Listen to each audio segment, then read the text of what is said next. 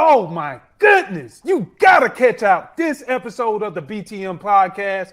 Why? We are talking about the 17-game season. Yep, the NFL implemented it. I already know what it feels like as a fan because I can't get enough. But as a player, the perspective is totally different. Or it may be like this guy over here. Company man. Yep, there's him. Company man. Man, we all love football. I can't wait to tell y'all why. Stay tuned to this episode.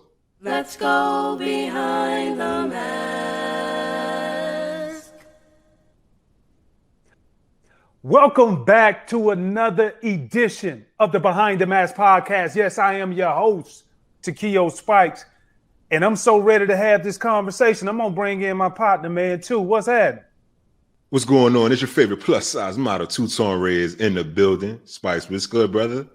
Hey, man, if 16 ain't enough, maybe we can go 17. We're talking about a 17-week season, dog.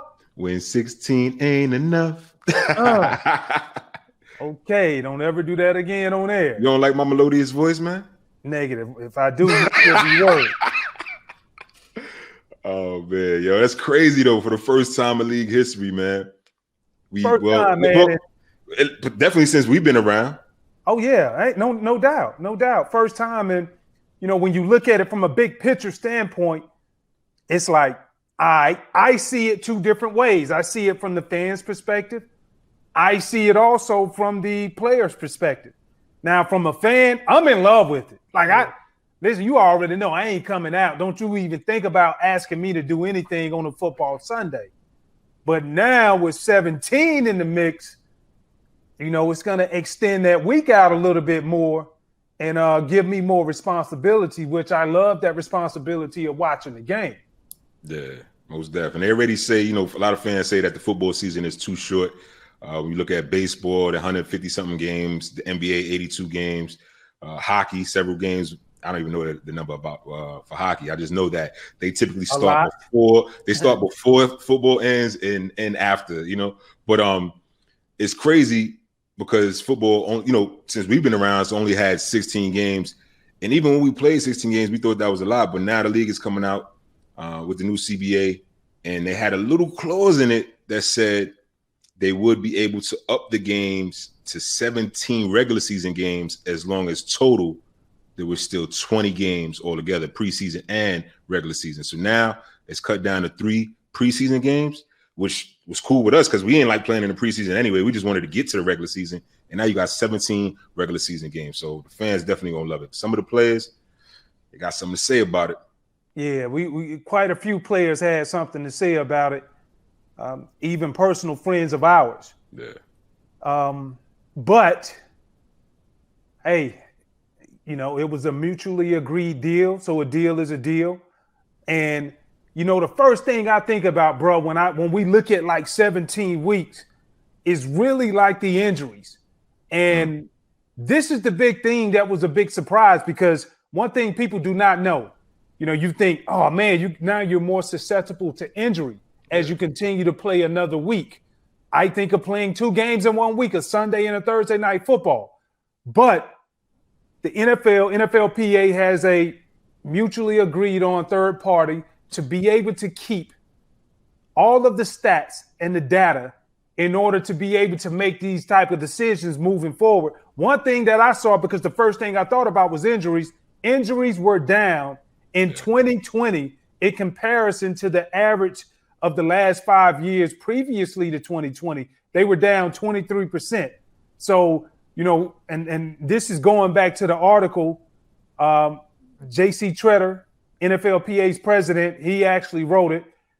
In 5 years, average time that was missed, time due to injury annually for all NFL teams were 3,524. In 2020, it was 2,716, which it dropped down to 23%. So for me, I was thinking that's crazy.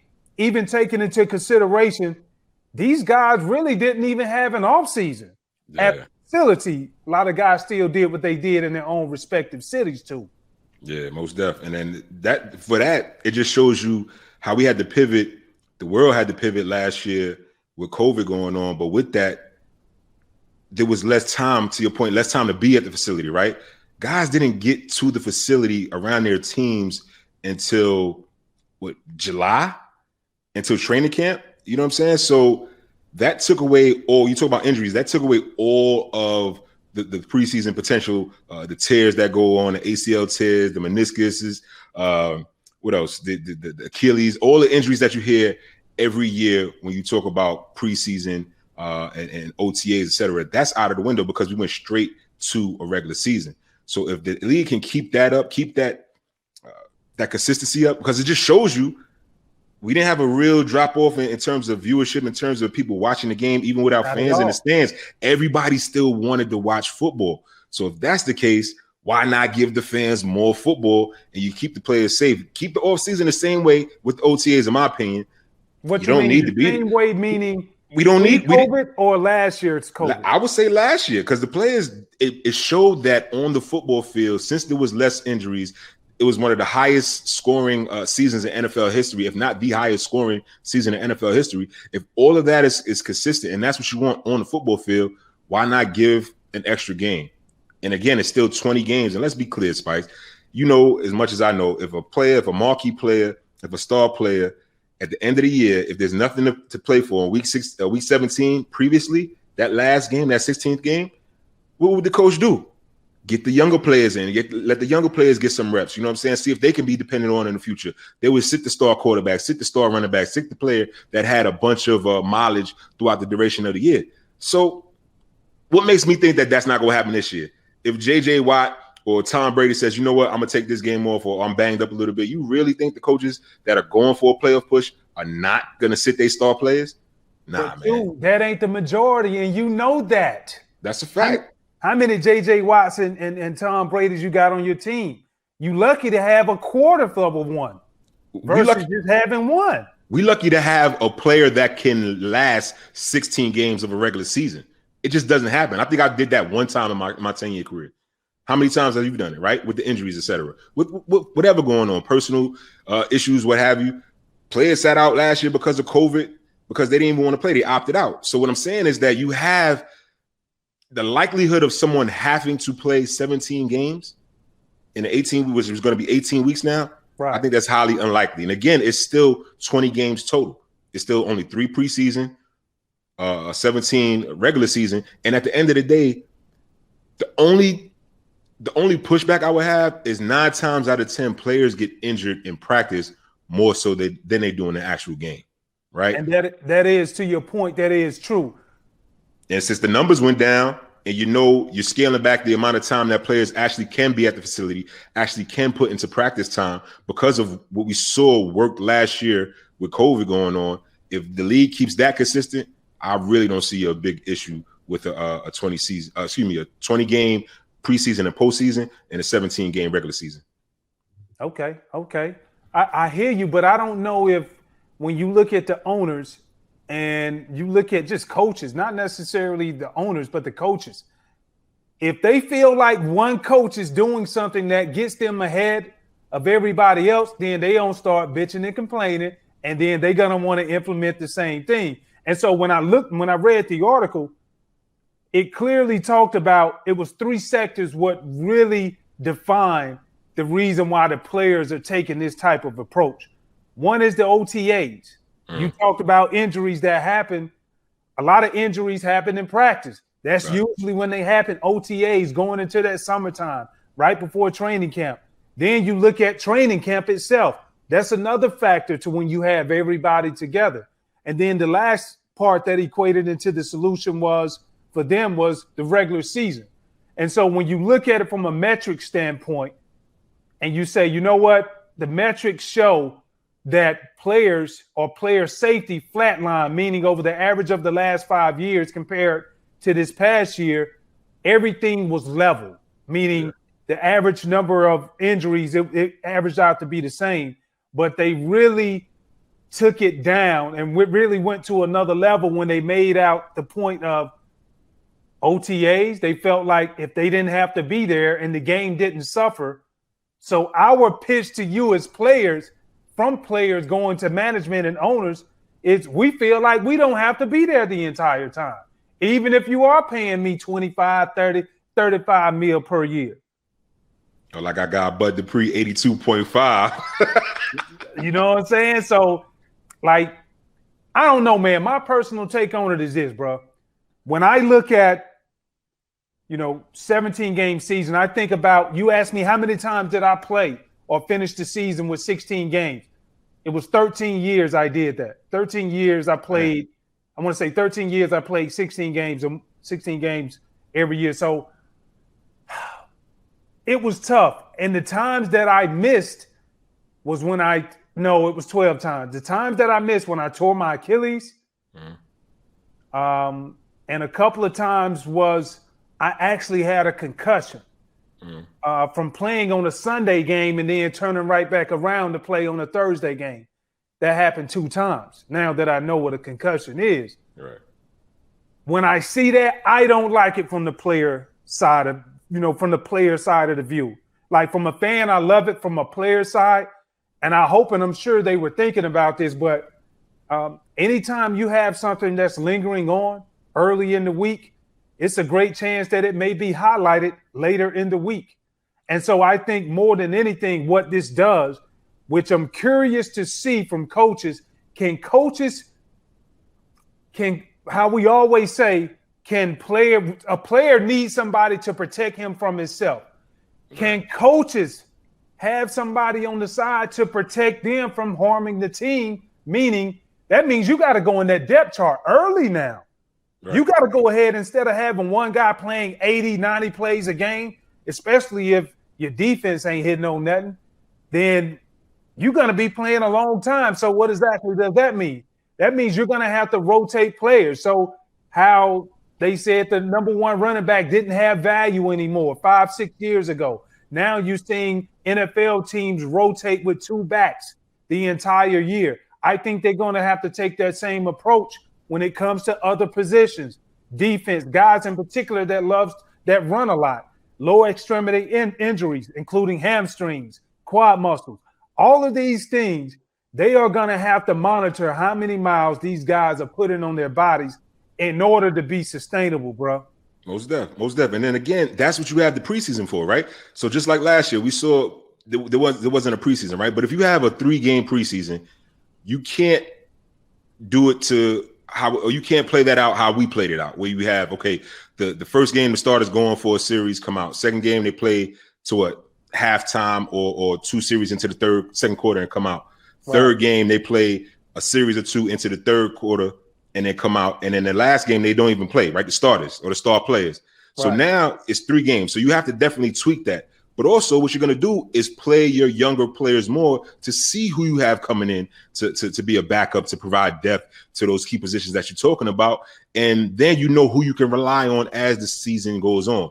Injuries, unfortunately, are part of the game. I hate that.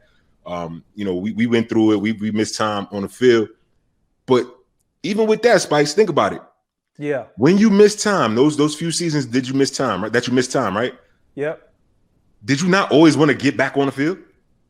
Of course. So what's the difference of you wanting to get back on the field and get out there and play your 16 games to now the league saying, oh, we're going to make it 17 games and still pay you for an additional game, prorated off your salary. We're going to pay you for an additional game, and you're still doing something you love. Is it because, the owners are saying this is what we're going to do? Or is it because you just don't want to do it? I just don't understand the balance, because in any other situation, we always wanted to play more, unless you wasn't going to the playoffs. And then you're still like, you know what? This is a wrap. The season's a wrap. You all packed up, got the moving company ready to ship my truck back from wherever I'm at back to my hometown. And in that situation, yeah, I understand. But in any other situation, all the players want to play, except now because the team owners are saying, you have to play, or we're going to make it mandatory to play. Now it's met with resistance. I don't know. I just don't get it, bro. Well, let me help you get it, Mr. NBA over there. This is what it boils down to, dog, when you look at the game. Of course, we all want to play. Like, it's part of being dumb tough. Dumb tough. But we got more knowledge now, though. Yeah, but if we got more knowledge, prorating a 17-game season off of my already salary that it is, Who you think getting more out of the pie out of that? Team owners, yeah. Team owners. And I got a problem with that. Like I do. Because it's like, well, we'll just throw you an extra check. And it may be even a meal. If you're making a meal per game that year, it may be a meal. But guess what? When you find out they getting 40 mil to your 1 meal, you like, oh, hold up now. Hold up. So when I look at this and I look at the dynamics of it, bro, I understand, yep, this was, it was anytime they do a deal, it's mutually agreed upon. Facts. I do feel like the NFL really got the best part of this deal because they're not necessarily with the huge TV deal that they just signed. Mm. They're really not, for that 17th week, are they really paying out what's supposedly that's justified up under the previous agreement? No, they're not. I don't think so. But in any business, when does ownership of a business pay the employees more than the owner gets paid? Except for if it's a startup. When does that happen? It's definitely happening you got 32 billionaires calling the shots. I haven't seen it, and I'm just being 100% honest. When is that happening? And I'm all for the players making. I'm all for the players making as much of a percentage of the pie as possible. However, the reality is, when has that ever happened? But it ain't about them making more money than the owners. We're just saying if it's collectively bargained, I want my pie. And obviously, with the deal that they cut, I don't know if it's a fair portion to just say, we'll throw that, we'll prorate it, add another weekend or whatever your salary is going to be. That should be fair. That's all I'm saying, bro. And I think you can agree, because if we are having a good time and you run out of money, see, if you would have went ahead and negotiated that deal, you would have had a few extra dollars where you could have been balling. Now I'm going to leave your ass outside the club before you think about it. Man, you better not never leave me outside. Carlos did that to me one time. I was pissed. Carlos and Deion Graham. That's another story for another day. But I feel you, though, man. I just think, and you as the football savant and somebody that loves football so much, you know good and well you're going to be watching for 18 weeks. 17 games. You are. So, at this point, it's like, I want the best for the players. I want the player safety to be at first, be a priority. Right. So again, if the league, the team ownership says we're going to keep some of the same schedule that we had in 2020 in terms of the OTAs, in terms of reduction in training camp time, in terms of reduction in time on the field during the regular season, if they can do that to keep players healthy and kind of mitigate the risk of injuries on the field time, then I'm for it. Because at the end of the day, I think that balances out when you're talking about getting the extra check. Again, if I'm making 1.7 and I get another 100,000, or if I'm making 17 million, I get another 1.7 or 1 million, I should say, that's good bread right there. You know what I'm saying? For another week. And again, do it like the NBA. When they tired, they be like, nah, I can't make it this week. Who gonna say you can't? I can't play.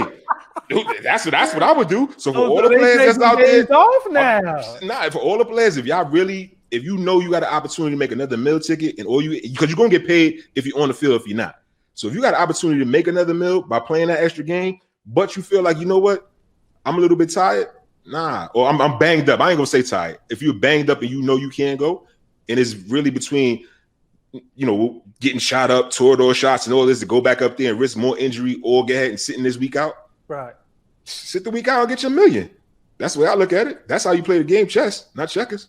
Don't just go out there and feel like, I gotta go out there and play.